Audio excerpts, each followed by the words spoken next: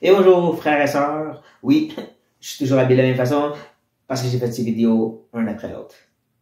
Ceci dit, aujourd'hui nous continuons à chercher à mieux comprendre la Bible, à connecter justement l'ancien avec le nouveau et de réfléchir sur certains des aspects importants dans l'Ancien Testament, de méditer dessus.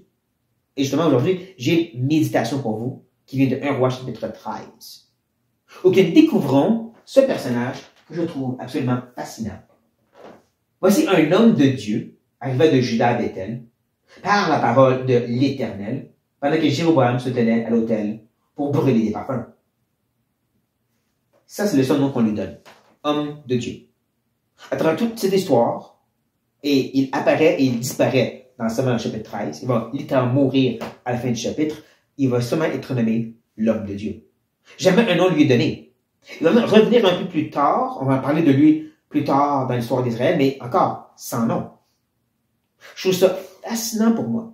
Et c'est pour ça que je le considère un des ministères les plus importants, parce que dans un temps, présentement, où tout le monde veut un ministère, un titre, un renom, être vu dans les réseaux sociaux chrétiens, voici un homme qui est venu et qui a disparu et on ne saura jamais c'est qui.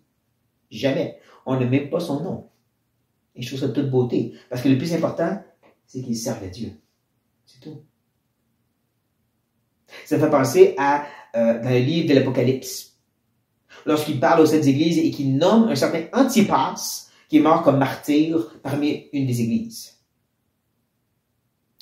Quand tu regardes les recherches historiques de l'église, ce nom Antipas n'apparaît nulle part.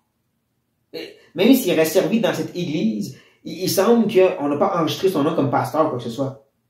Mais il était assez important pour que Jésus dise son nom et qu'il écrive dans sa parole. D'accord? Je trouve ça de toute beauté.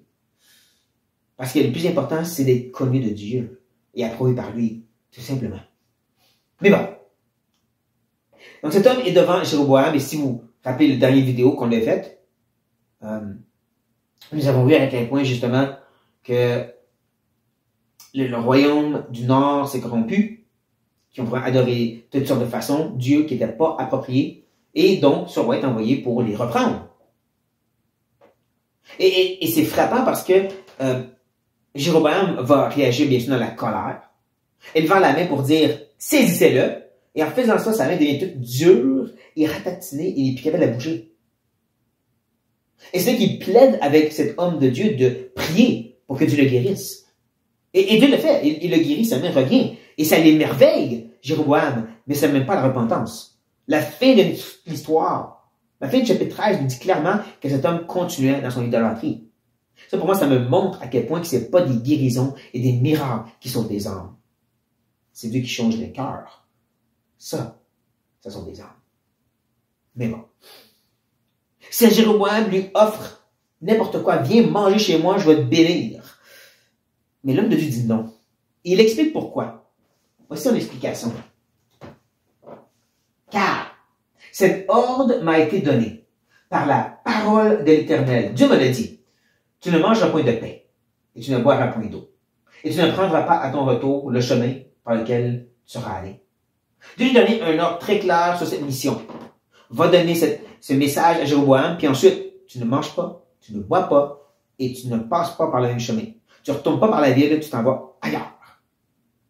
Cet ordre était tellement ancré dans ses pensées qu'il va le répéter mot pour mot à une autre personne ensuite. Vraiment, le mot pour mot, il va dire l'Éternel, la parole de l'Éternel m'a dit, et ceci. C'est vraiment dans sa tête, dans son cœur. C'était clair ce que Dieu a dit. Et il va quand même se rebeller contre cette parole. Il va se manipuler. Mais quand même, c'était si clair pour lui, et si rapidement il l'a abandonné. Et combien que nous, on a cette parole de Dieu, la Bible, des choses très claires qu'on est prêt à mettre de côté quand quelqu'un vient devant nous. Ici, ça va être un prophète. Et ce que je trouve fascinant, c'est que ça ne dit pas que c'était un faux prophète. Il est probable que cet homme, en Samarie, a été utilisé par Dieu pour dire des choses des fois. Un peu comme Balaam a été utilisé par Dieu. Mais il a fini par se détourner de la voie de l'Éternel. Comme cet homme. Parce que cet homme a fini par mentir à cet homme de Dieu. Démontrant que c'est tellement, c'est pas parce que quelqu'un fait des grandes choses ou dit des choses qui arrivent vraiment Hein, cette personne, ce qu'elle a dit, c'est vrai, là, ça parle à mon cœur, c'est vraiment mes situations.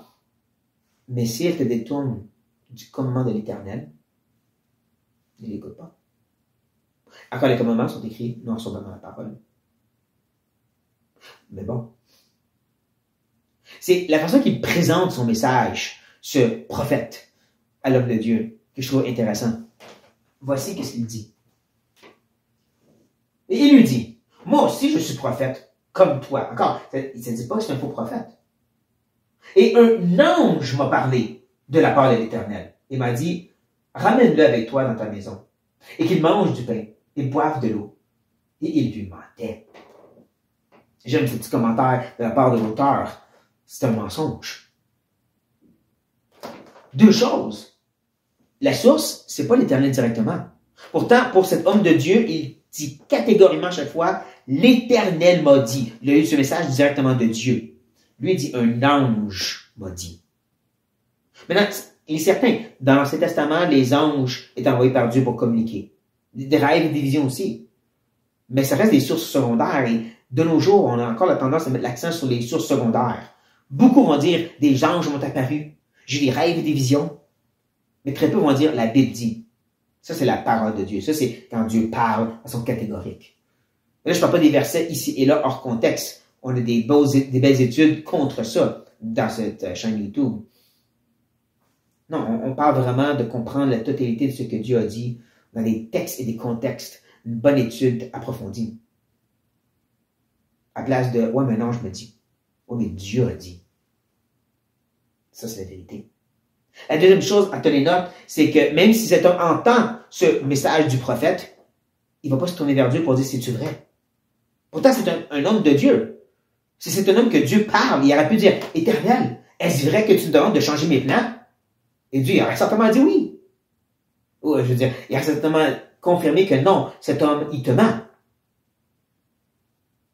Mais il n'a pas fait ça. Même que c'est triste à voir à quel point cet homme de Dieu ne cherche pas la face de Dieu. Ouais. Plus tard dans l'histoire, ils sont en train de manger. Et ce prophète, vraiment, il semble être saisi par l'Éternel et il va condamner cet homme de Dieu pour avoir rebellé. Et il va même lui crier après et terminer sa phrase en disant ceci. Ton cadavre n'entrera pas dans les sépulcres de tes pères. Littéralement, il va te manger par un lion dans la rue. Ouch. Et ce que je trouve vraiment triste, comme j'ai mentionné, c'est que tout de suite après, le prochain verset nous dit ceci. Et quand le prophète, qu'il avait ramené, eut mangé du pain, et qu'il but de l'eau, il scelle la langue pour lui. Et ensuite, il semble que l'homme de Dieu quitte. Il n'y a aucune place où cet homme décide de se guérocher à terre et dire, Éternel, j'ai péché contre toi, je te demande pardon. Il n'y a aucune place de repentance et de confession. Non, tout ce qu'il sait, c'est qu'il finit son repas. Même si un prophète lui a crié après, puis dit, tu vas te faire tuer. OK. Bon, c'est bon, ça, je m'en vais. Quoi? Et c'est un peu comme Élie, le sacrificateur, dont ses fils étaient en rébellion, et Samuel va lui dire, tu vas mourir, toi et tes fils. Il dit, ah, c'est l'Éternel. Non, repens-toi. Dieu nous partage ces messages-là pour qu'on puisse se confesser. Dieu est bon et gracieux et il nous appelle à la repentance. Est-ce qu'on va l'écouter? Mais continuons un petit peu à l'histoire de cet homme. Parce qu'après la mort de l'homme de Dieu, voici la réaction de ce prophète. Lorsque le prophète, qui avait ramené du chemin, l'homme de Dieu lui a pris. Et j'aime le commentaire, c'est parce que l'auteur encore inspiré nous dit, c'est lui le coupable. C'est lui qui a fait le mal. Et voici qu'est-ce qu'il dit. C'est l'homme de Dieu qui a été rebelle à l'ordre de l'Éternel. Et l'Éternel l'a livré au lion, qui l'a déchiré, l'a fait mourir sur la parole que l'Éternel lui avait dite. Il condamne cet homme de Dieu pour avoir rébellé contre Dieu, mais s'est rébellé à cause des paroles du prophète, de son mensonge. C'est ta faute, parce que tu m'as écouté. Ça, c'est troublant.